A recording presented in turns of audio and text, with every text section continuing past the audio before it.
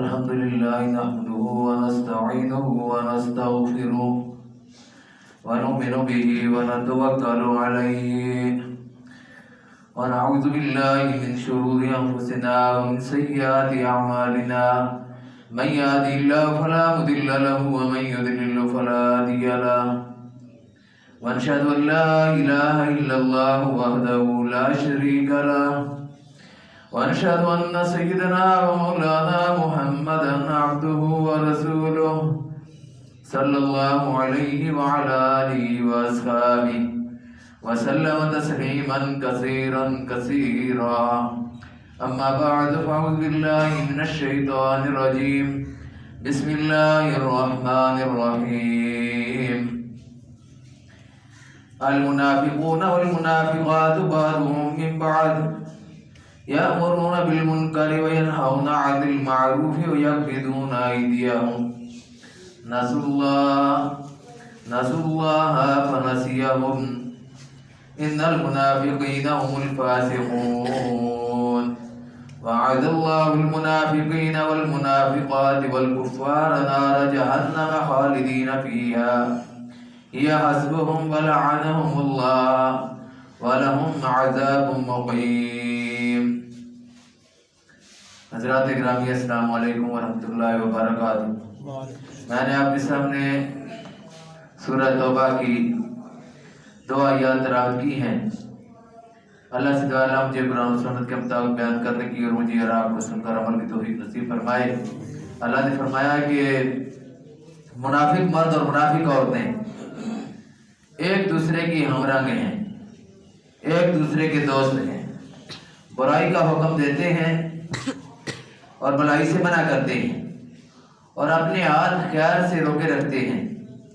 یہ اللہ کو بھول گئے تو اللہ نے بھی انہیں بلا دیا. یقیناً یہ منافق ہی فاسق ہیں. ان منافق مردوں اور عورتوں اور کافروں کے لیے اللہ نے آج یہ دوزخ کا وعدہ کیا ہے جس میں وہ ہمیشہ رہیں گی. وہی ان کے لیے موضوع ہے. ان پر اللہ کی پھٹکار ہے اور ان کے لیے قائم رہنے والا عذاب ہے.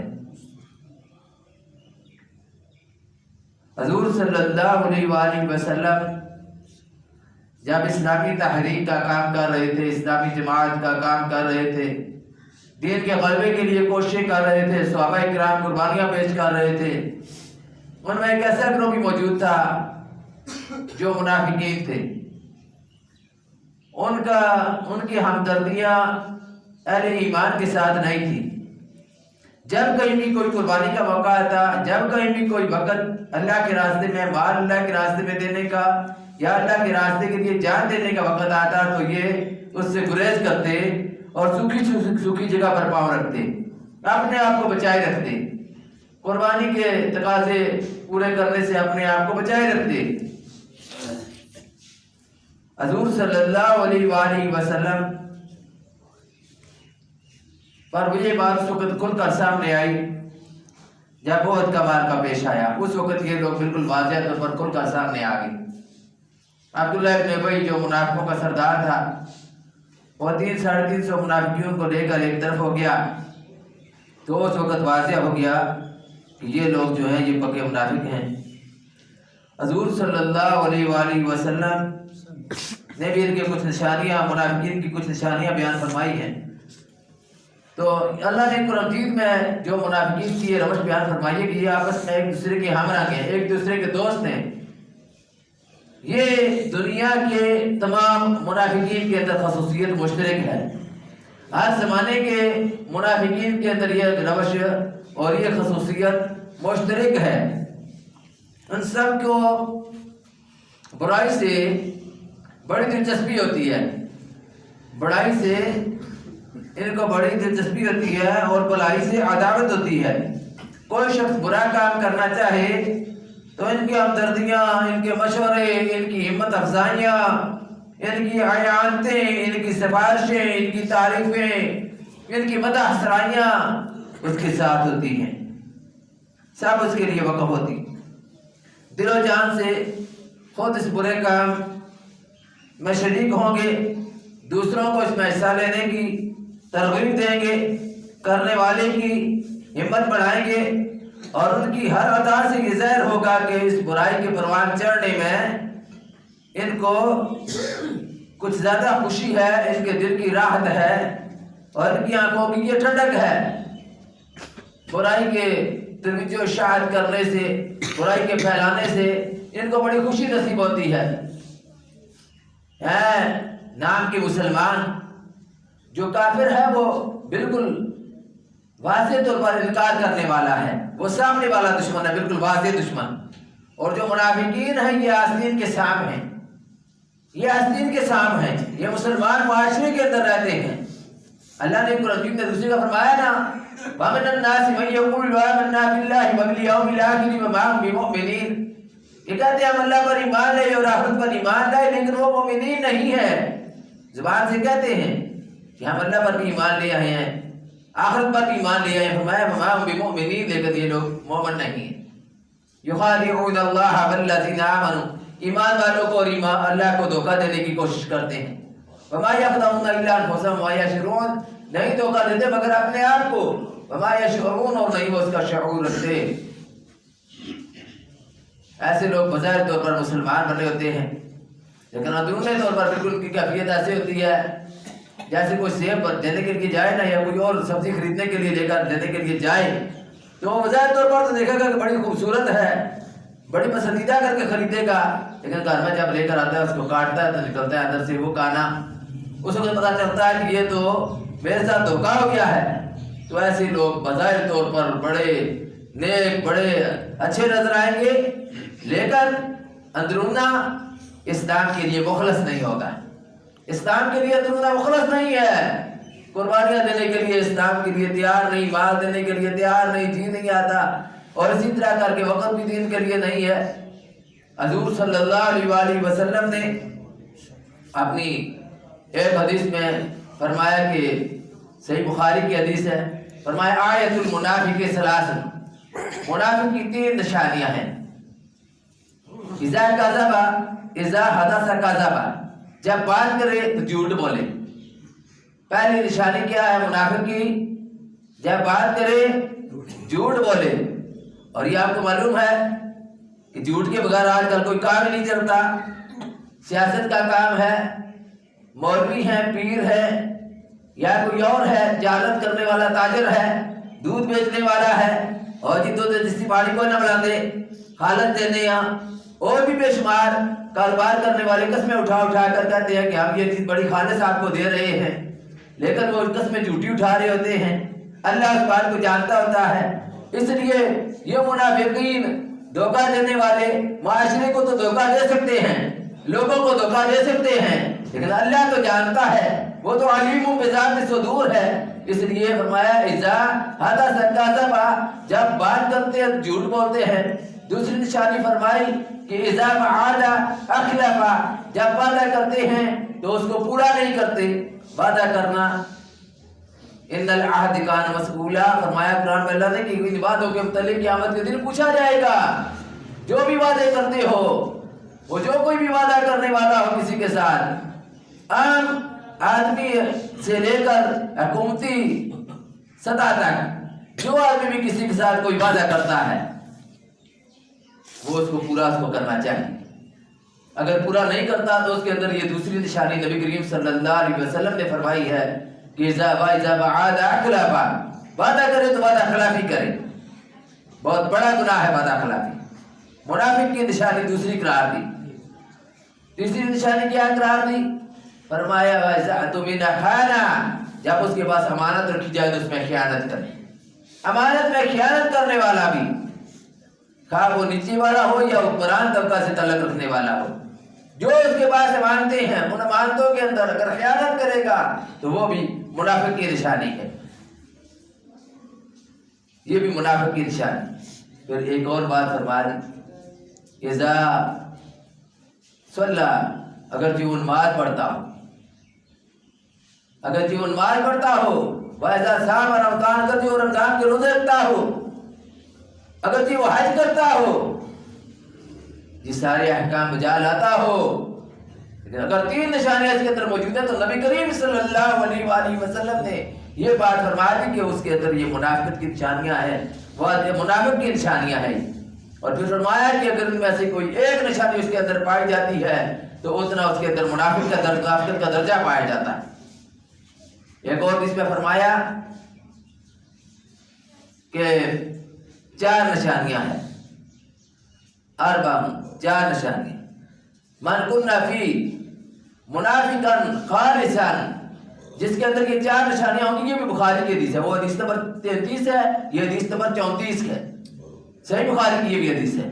جس کے اندر 4 نشانیاں پائی جائیں گی وہ خالص منافق ہے، خالص۔ نبی کریم صلی اللہ علیہ وسلم فرما رہے ہیں پہلی تو 3 نشانیاں حضور صلی اللہ علیہ وسلم نے یہ بیان فرمائی جو اس حدیث میں آئی ہیں، اور اس حدیث کے راوی جو 3 واریس میں روایات میں راوی 2 مختلف ہیں۔ حضرت ابو ہریرہ رضی اللہ تعالیٰ اس کے راوی ہیں، جس میں فرمایا کہ آیت المنافق ثلاث، اور اس میں جس میں فرمایا کہ 4 نشانیاں ہیں خالص منافق کی، اس میں حضرت عبداللہ ابن عمر رضی اللہ تعالیٰ عنہ اس کے راوی ہیں۔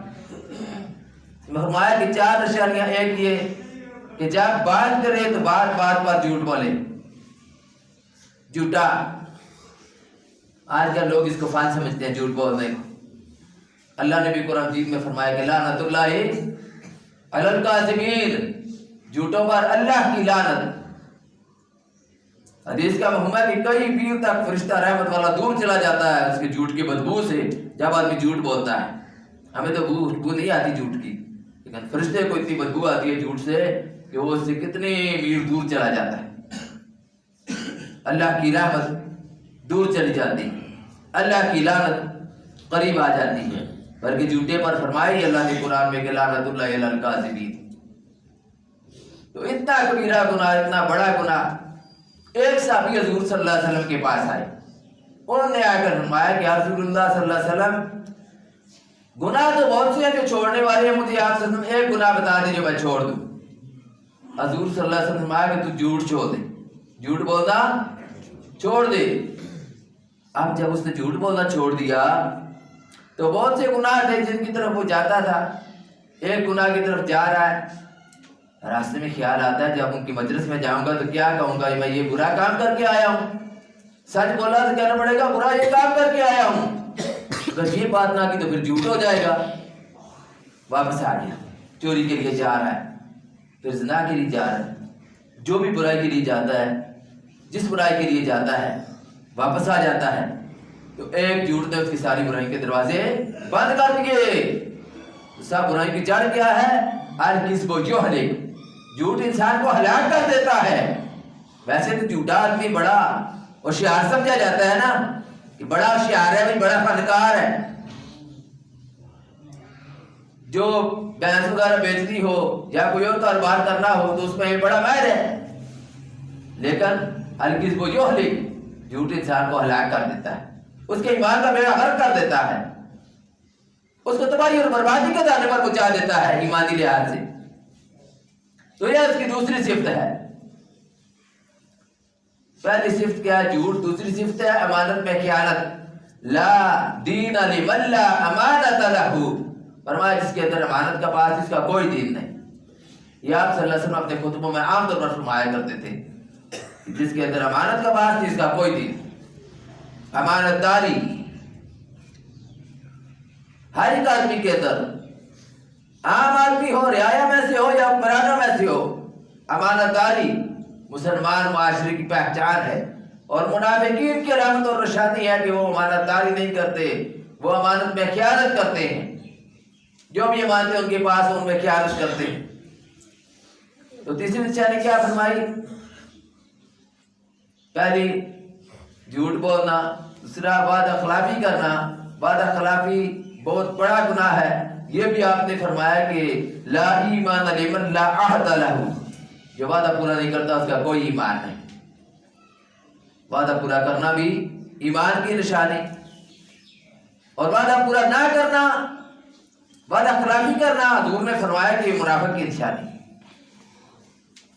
چوتھی نشانی ایک جس میں جو فرمائی کہ جب اس کی کسی کے ساتھ کوئی بات ہو جائے، تلخ کلامی ہو جائے، تو گالیوں پر آ جائے، گالیاں نکالنی شروع کر دے اس کو۔